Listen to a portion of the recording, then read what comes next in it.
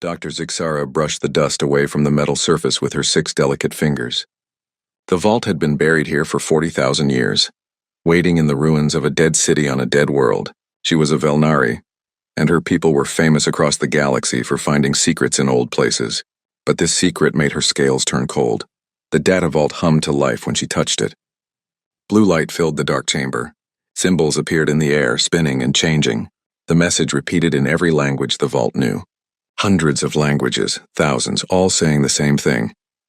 The sleepers of Sol 3 are not what they seem. They wait, they watch. They remember. Zixara's team gathered around her. Krell, her assistant, tilted his head. Sol 3? That's Earth, isn't it?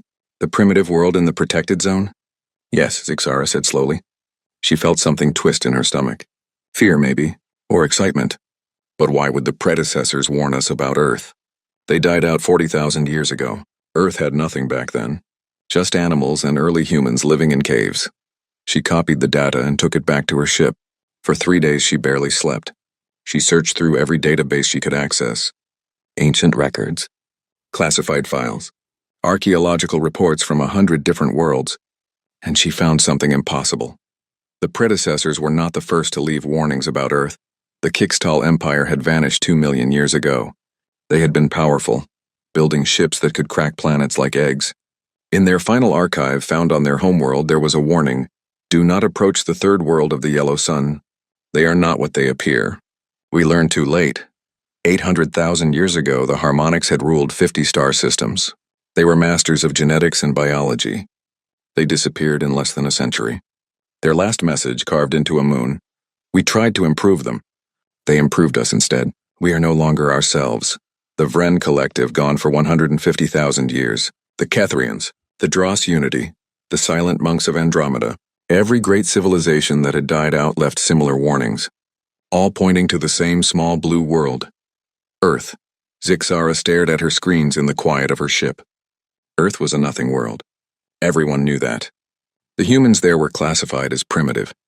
They had destroyed themselves in wars 600 years ago and went silent. No radio signals, no space travel, no response to contact attempts. The Galactic Council had marked the Sol system as off-limits, giving the humans time to recover or die out naturally. But what if everyone was wrong? She pulled up star charts that were millions of years old. She traced navigation routes used by extinct species. Her blood ran cold when she saw the pattern. Every extinct race had sent ships to Earth, multiple ships, dozens sometimes. According to the old records, none of those ships ever came back. Not destroyed, not crashed, just gone. Silent. This can't be right, she whispered to herself. She checked the modern data next. The Galactic Council had sent automated probes toward Sol over the past 600 years. 17 probes. All of them stopped transmitting when they reached the edge of the solar system. The Council blamed it on old equipment or random technical failures. 17 technical failures, all in the same location. Zixara made her decision.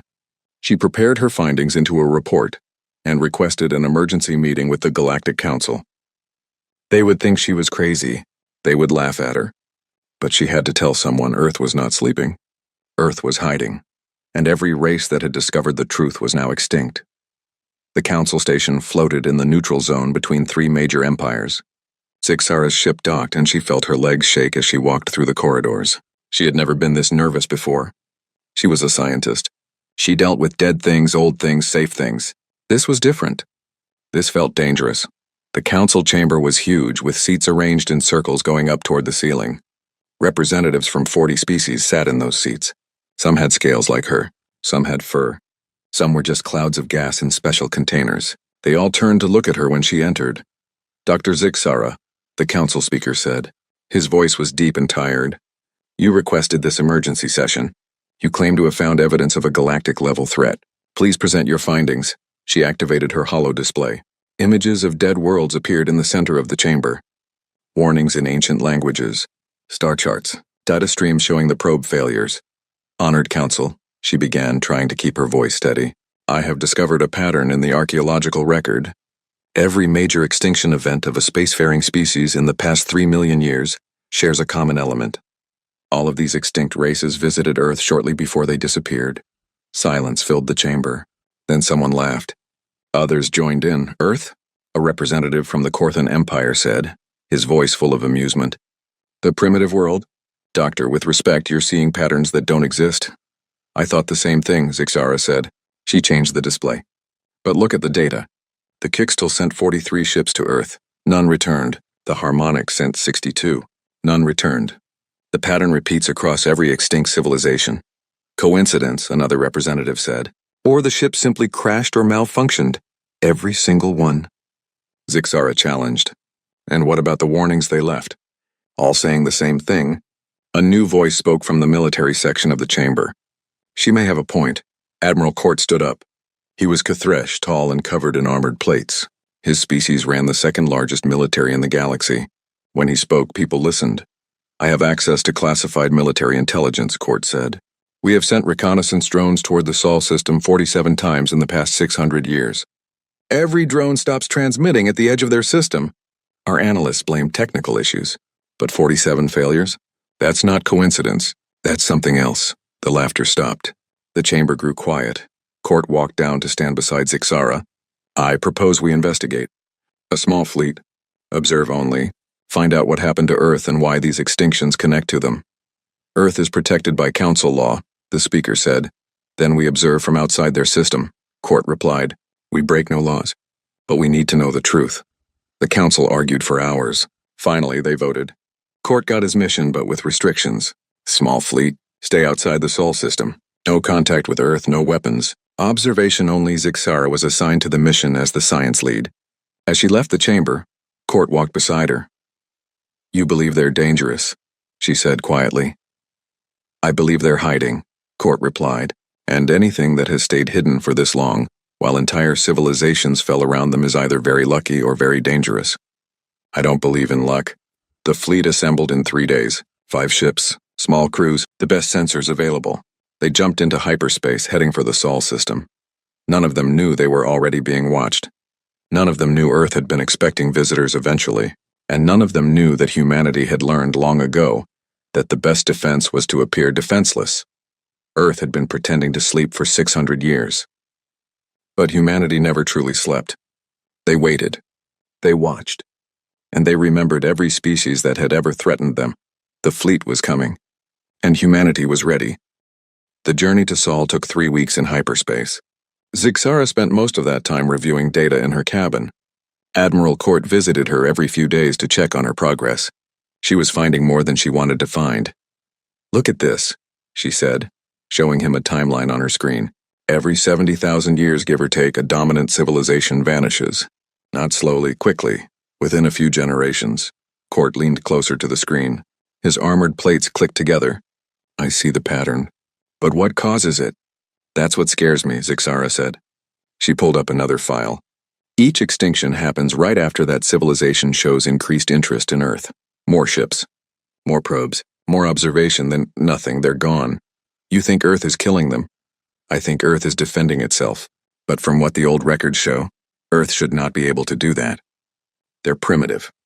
Or they were. 600 years ago, they were launching chemical rockets and fighting wars with metal bullets. Court made a sound in his throat that meant he was thinking. What changed 600 years ago? Why did Earth go silent? Zixara had been wondering the same thing. She had one of her team members search the databases for that exact information. The answer came back an hour later, and it made her scales prickle. 600 years ago, humanity achieved quantum entanglement communication.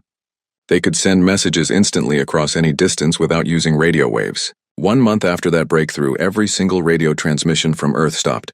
They didn't go silent, Zixara said, showing Court the data. They evolved past the technology we could detect. They're still talking.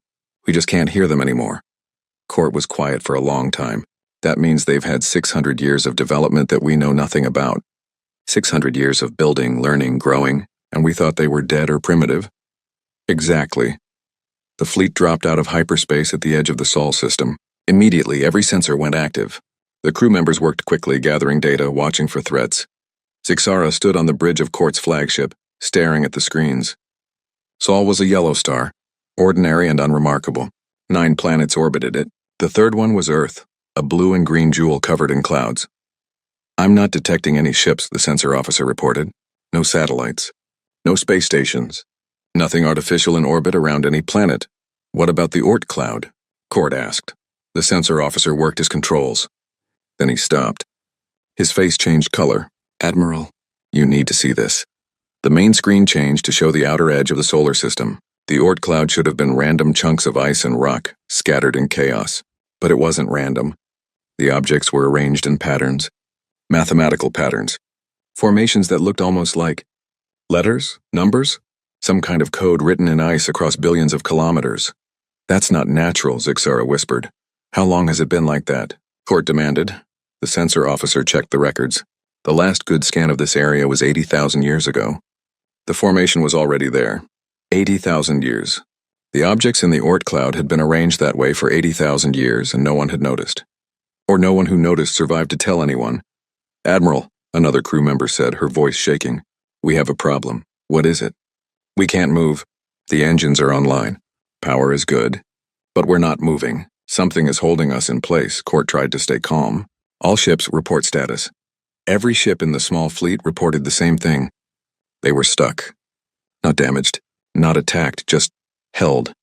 Like invisible hands had grabbed them and wouldn't let go. Zixara felt her hearts beating faster. No weapons detected? No weapons, no ships. No energy signatures. We're just stuck. Then every communication system on every ship activated at once.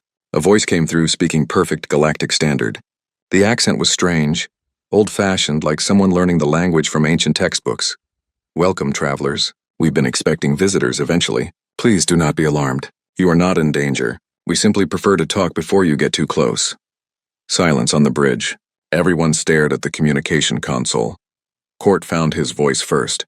This is Admiral Court of the Galactic Council Fleet. Who are you? We are humanity. We are Earth. We are the ones you came looking for. You're holding our ships. Yes. Gently. As I said, we prefer to talk first. You're not prisoners. You're guests, though perhaps unexpected guests who arrived without calling ahead. The voice had humor in it. Zixara couldn't believe it. They were trapped by an invisible force, and the voice sounded amused. We mean no harm, Court said. We came to observe only. We wanted to understand why extinct civilizations left warnings about your world. Ah. So you found the warnings? Good. We left those warnings for a reason. To give future civilizations a choice. A choice? Yes. The choice to approach us with curiosity instead of conquest. You chose curiosity. That's why you're alive and talking to us. Something appeared on the sensors. A ship. But it didn't look like any ship Zixara had ever seen. It seemed to be there and not there at the same time. Her instruments showed it in 5 different positions at once, like it existed in multiple realities simultaneously. The ship came closer. It was small, maybe the size of a shuttle. It stopped near Court's flagship. We're coming aboard, the voice said. Please prepare to receive us, and please try not to be too afraid. We've been told we can be unsettling to first-time visitors. A docking tube extended from the human ship. Court looked at Zixara. She looked back at him. Neither of them knew what to say. Finally, Court nodded. Let them board. The docking doors opened. 3 humans walked through. They looked almost harmless. 2 legs, 2 arms, 1 head. They wore simple clothes that looked comfortable. 2 men and 1 woman. They smiled, showing teeth, but something about them was wrong. Zixara couldn't explain it. They moved too smoothly. Their eyes were too aware. When they looked at you, you felt like they could see everything. Your thoughts, your fears, your secrets. I am Ambassador Chen, the woman said. These are my colleagues. Thank you for receiving us. Court stepped forward. He was twice her height and covered in armor. But somehow she seemed more dangerous. Why are you holding our ships? Because the last 47 probes that entered our system without permission were dismantled for study. We thought live visitors deserved better treatment. Besides, we have much to discuss. The extinct civilizations, Zixara said. What happened to them? Ambassador Chen's smile faded. That is a long and sad story. Perhaps we should sit down. This will take time. They moved to the conference room. The humans sat on one side of the table. The council delegation sat on the other. Zixara activated her recording device. Let me start with a question, Chen said. What do you think happened to those extinct races? We don't know, Court said. That's why we're here. They died because they made a mistake. They saw primitive humans on Earth and decided we would be easy to conquer, or enslave, or exterminate. They were wrong. You killed them, Zixara said softly. We defended ourselves. There's a difference. We didn't hunt them. We didn't chase them across the galaxy. We simply made sure they could never threaten us or anyone else again. All of them? Every single extinct race came to conquer you? Chen nodded. Everyone. For 3 million years, aggressive species have found Earth. And for 3 million years, we've survived. We don't start fights, but we've never lost one. Court leaned forward. How? 600 years ago, you were barely spacefaring. How did you defeat civilizations with millions of years of advancement? Because 600 years ago wasn't when we started. That was just when we stopped pretending. Chen smiled again, and this time it was sad. We've been hiding our true nature for a very long time, watching, learning, waiting. Waiting for what? Sixara asked. Waiting to see if the galaxy could grow up. Waiting to see if a civilization would finally come to us with questions instead of weapons. You're the first in 150,000 years. The room was silent. Sixara felt cold. You've been testing us, all of us. Every civilization. Not testing, observing, hoping. We don't want to rule the galaxy. We don't want to conquer. We just want to live in peace. But peace requires strength, and sometimes strength requires consequences. You're going to show us what happened, aren't you? Court said, yes, you came for truth. We'll give you truth, all of it. But I warn you, once you see what we're going to show you, you can't unsee it. You'll understand why the galaxy fears us, and you'll have to decide what to do with that knowledge. Chen stood up. Follow us. We're going to Earth. We're going to show you the archive. The human ship released Court's fleet from whatever held them. The invisible force simply vanished like it was never there. But now the ships followed the humans voluntarily, moving deeper into the Sol system. Sixara watched through the view screen as they passed Mars, then entered the space around Earth. She expected to see cities, ships, stations, signs of civilization. Instead, Earth looked empty, peaceful. Blue oceans and green continents covered in white clouds. Beautiful and quiet. Where is everything? She asked Ambassador Chen, who stood beside her on the bridge. Everything is here. You just can't see it. We've learned to be subtle. Chen pointed at the moon. There are 3 million people living on Luna. Can you detect them? The sensor officer shook his head. Nothing. No heat signatures. No structures, nothing. Exactly. We build our cities underground now, in the ocean depths, inside hollowed asteroids. We learned long ago that being obvious makes you a target. Being invisible keeps you safe. The fleet moved into orbit around Earth. A section of the planet's surface opened up, mountains sliding apart like doors. Inside was a massive hangar, big enough for all 5 ships. Please land your vessels, Chen said. What you're about to see cannot be shown through screens or holograms. You need to experience it directly. Court gave the order. The ships descended into the hangar. As they landed, Sixara saw humans working below. Thousands of them, moving between machines and vehicles that defied her understanding. Some of the technology looked familiar. Most of it looked impossible. They disembarked in a large chamber carved from solid rock. The walls were smooth and covered in symbols that seemed to shift when you weren't looking directly at them. Welcome to Earth, Chen said. You're currently 3 kilometers under the Himalayan mountain range. This facility is called the Archive of Rendered Judgments. It contains the complete history of every species that threatened our world. Everything they were, everything they did, and everything we did in response. Sixara felt sick to her stomach. You keep records of the species you destroyed? We keep records so we never forget the cost of violence. So we remember why we fight, and so we can show people like you the truth. They walked through corridors carved from living rock. Other humans passed them, nodding politely.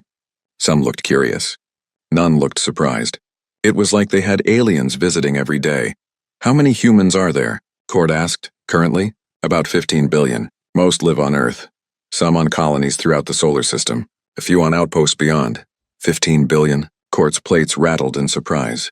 Our estimates said Earth could only support 2 billion at most. Your estimates were based on surface observations. We've had 3 million years to learn efficient living. We can support 50 billion comfortably if needed. 3 million years. Chen kept saying that number. Sixara had to ask. You said 3 million years, but humans only evolved recently, 200,000 years ago, maybe less. Chen stopped walking and turned to face them. Her expression was serious. That's what your scientists believe, yes. They're wrong. Humans have been on Earth for 3 million years. We were placed here. Placed by who? By a race so old they don't have a name anymore. They're gone now, ascended or dead, we're not sure which. But before they left, they created us. Gave us a purpose. What purpose?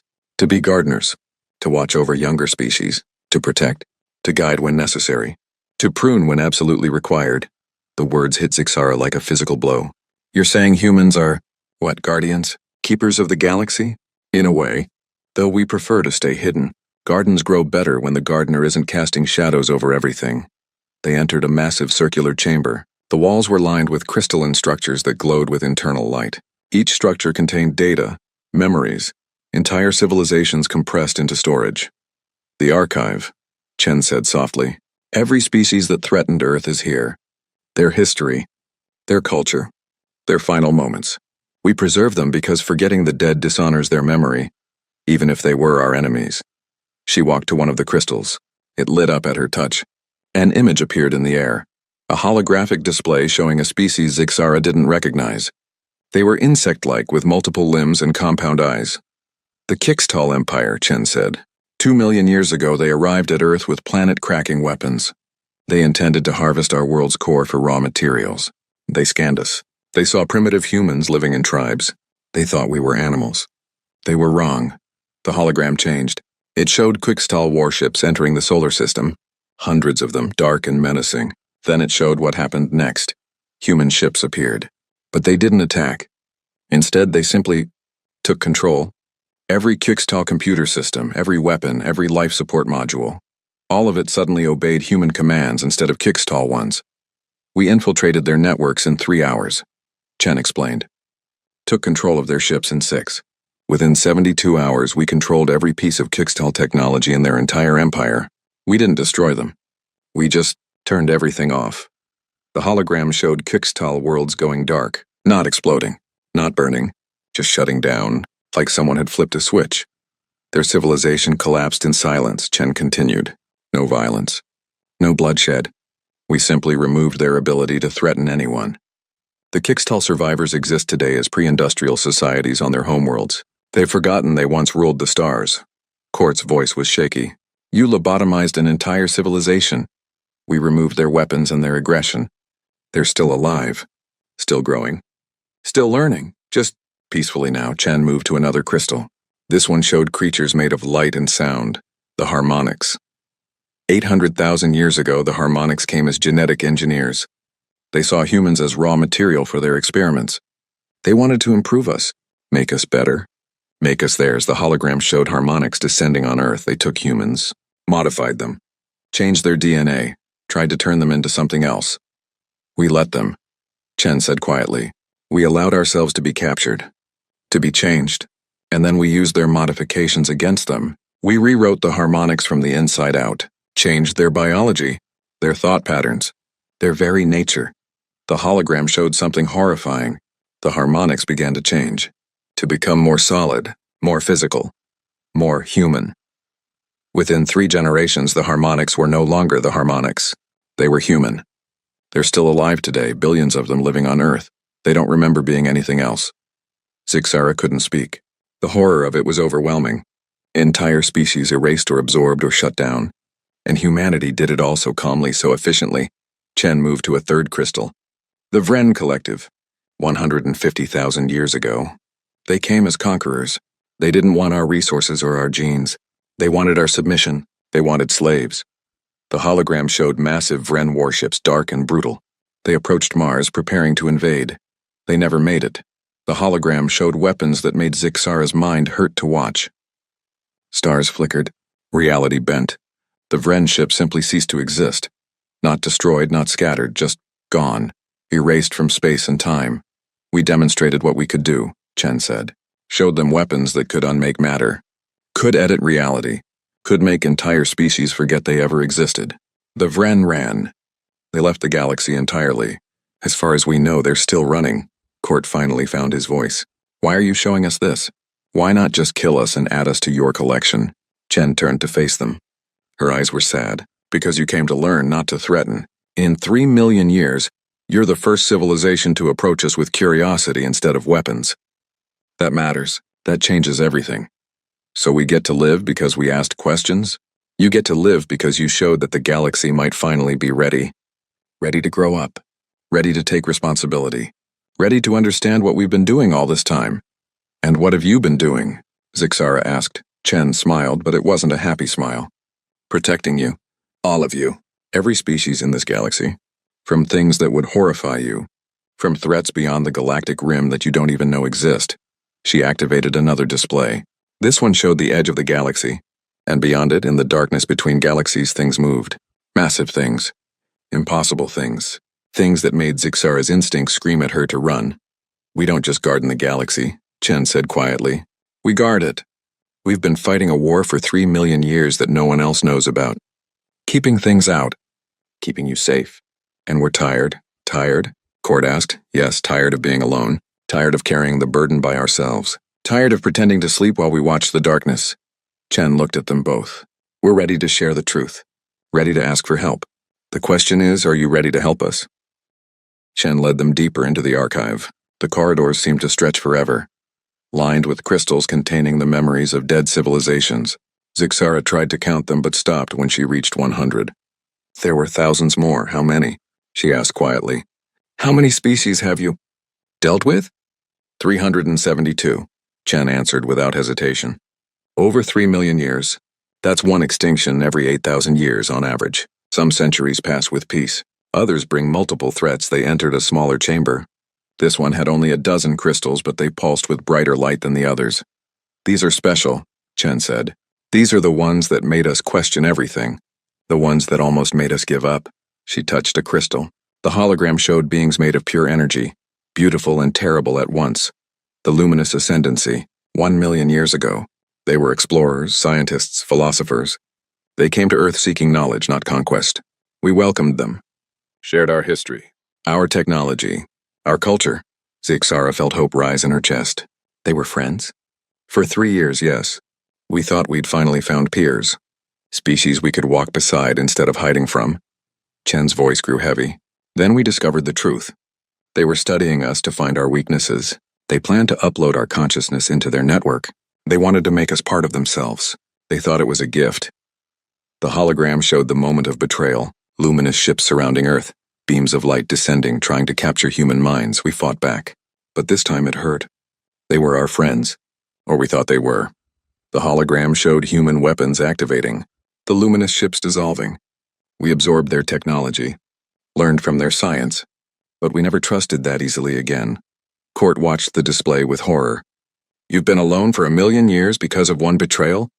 "Not alone, isolated. There's a difference. We had each other, and we had hope that someday someone would prove us wrong about the galaxy." Chen looked at them. "Maybe you're that someone." She moved to another crystal. This one showed species that looked almost human. 2 arms, 2 legs, faces with expressions. The kindred.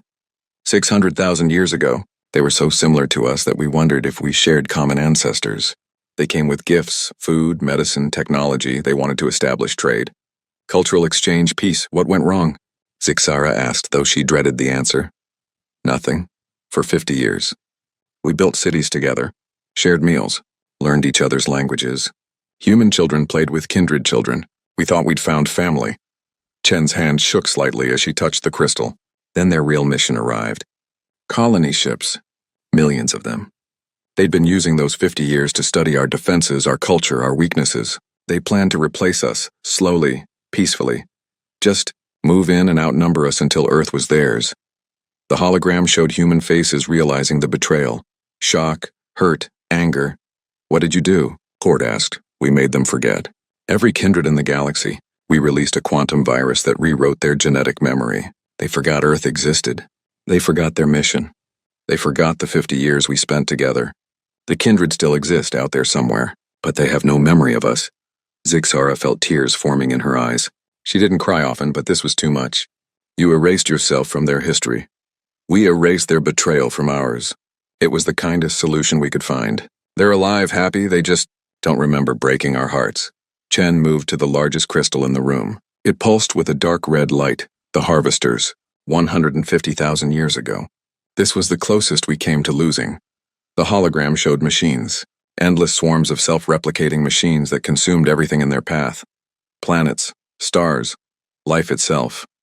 They weren't alive in any way we understood. They were just hungry. They'd already consumed 3 galaxies before they found ours. When they reached Earth, we barely stopped them. The hologram showed a war that lasted decades. Human ships fighting machine swarms. Weapons that turned matter into energy.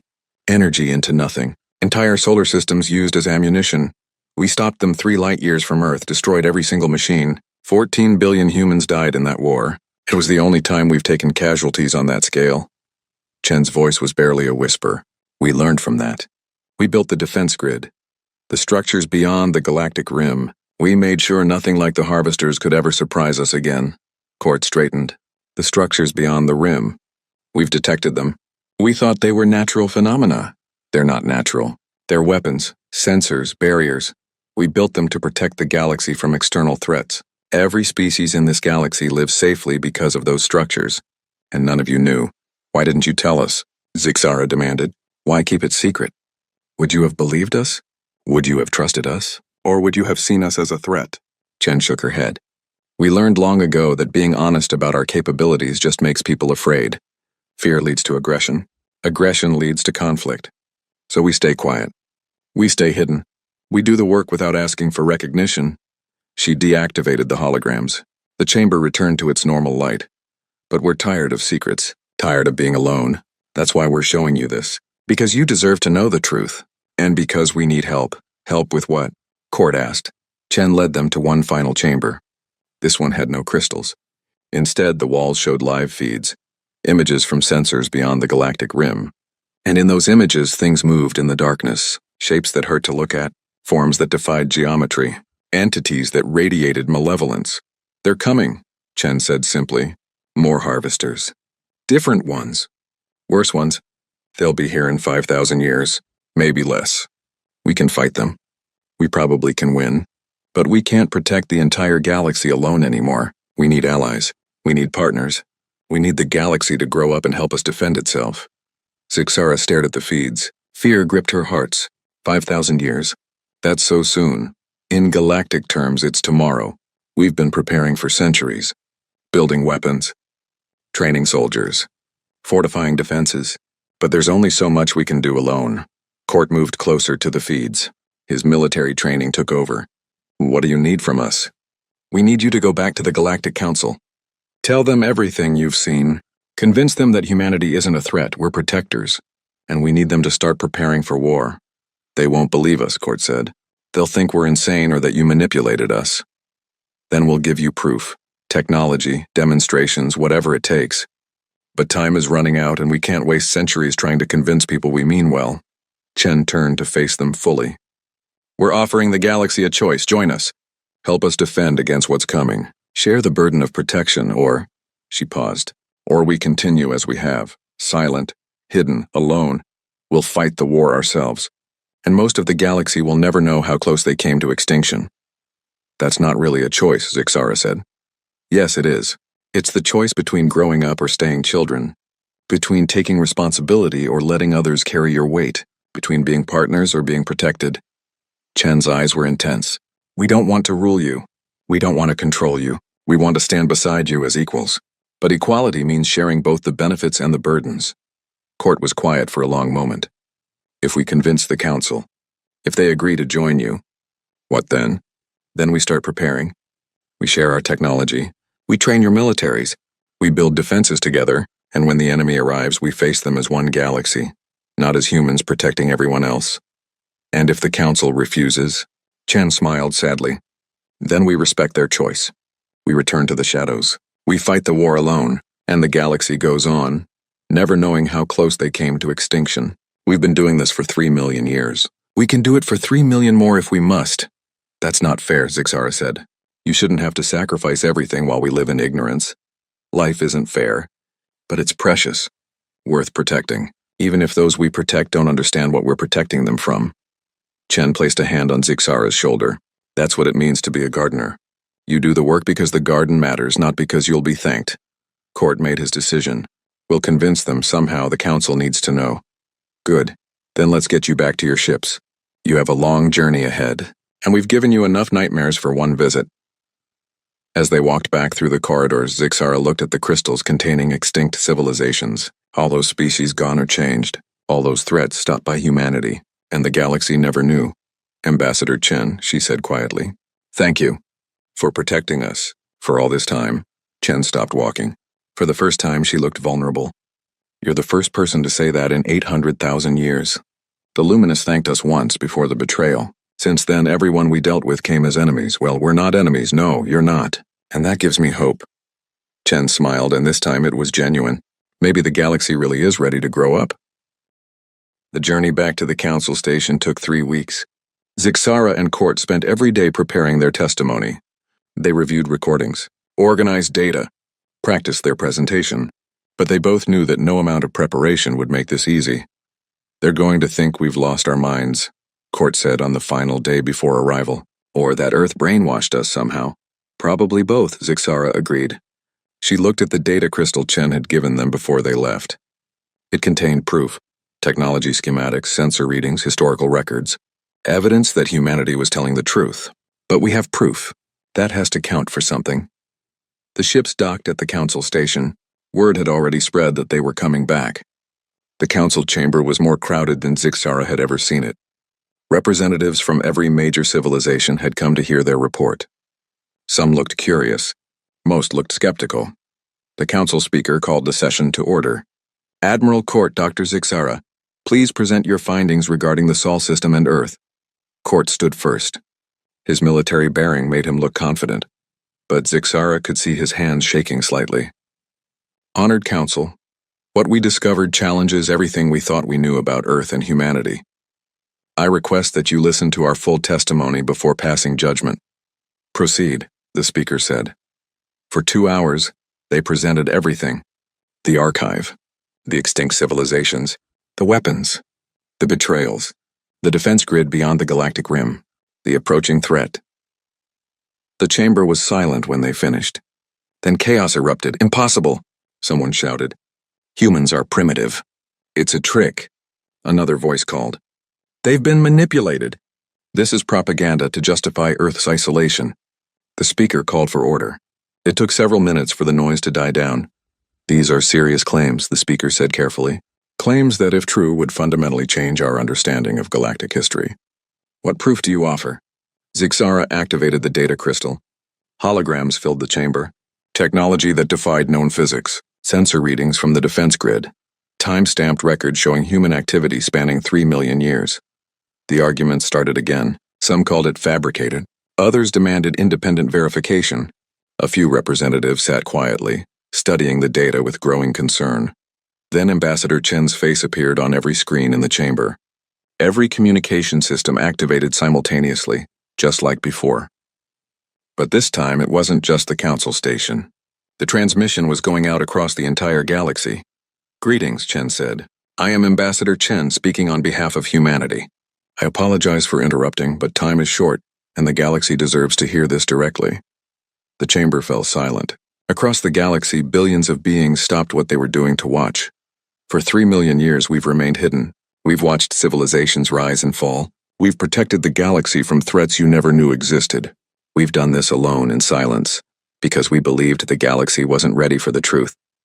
Chen's image changed to show the defense grid, the massive structures beyond the galactic rim, holding back the darkness. These are our defenses.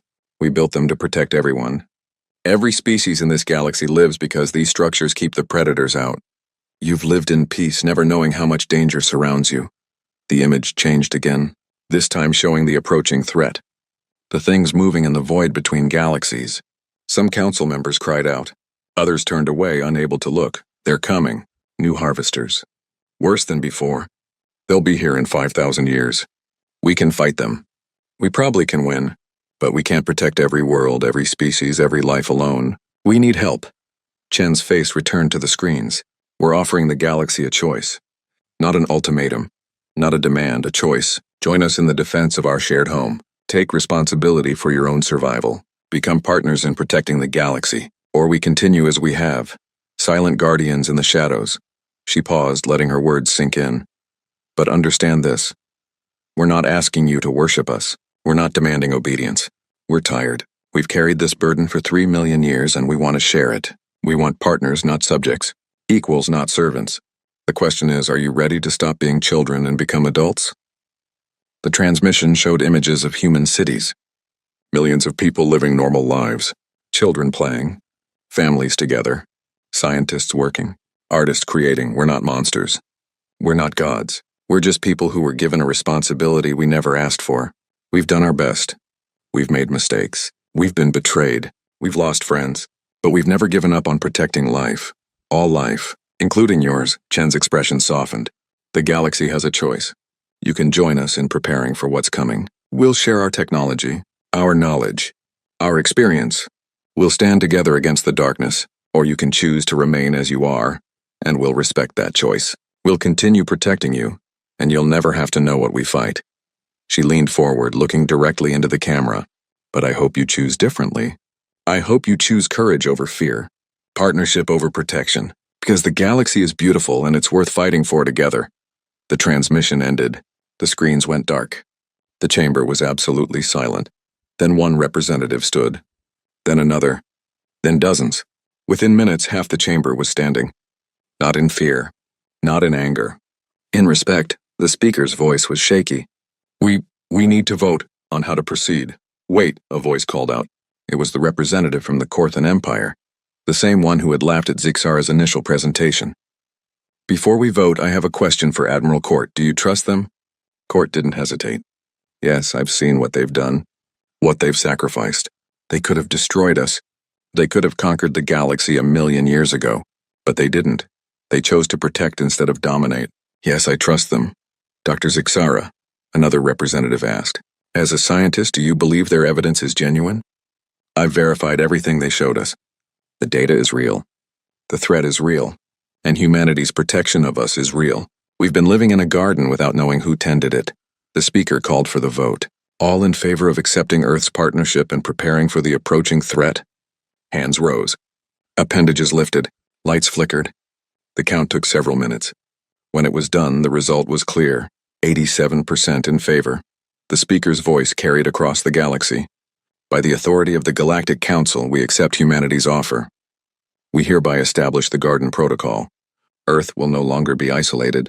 Humanity will share their knowledge and technology. In return, we will work together to defend our galaxy against all threats.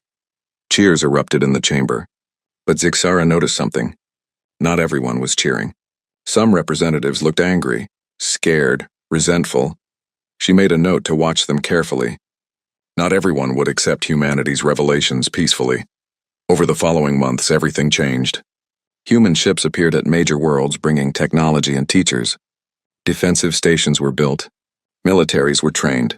Scientists collaborated on projects that seemed like magic.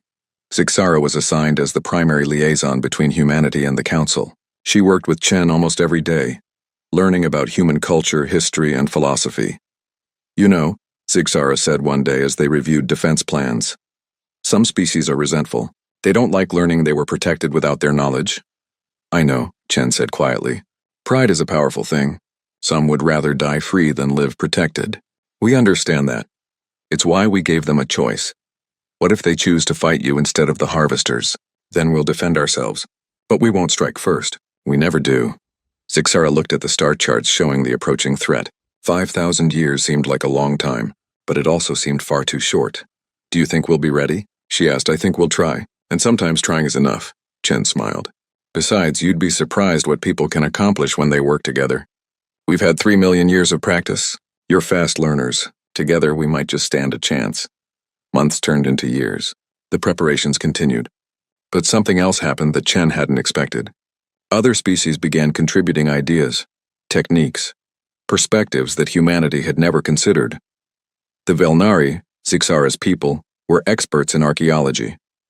They discovered ancient defensive technologies and ruins that even humanity had missed. The Kathresh provided military strategies that complemented human tactics. The gas cloud species offered insights into energy manipulation that revolutionized weapon design. Humanity had been alone for so long, they'd forgotten the value of diverse thinking.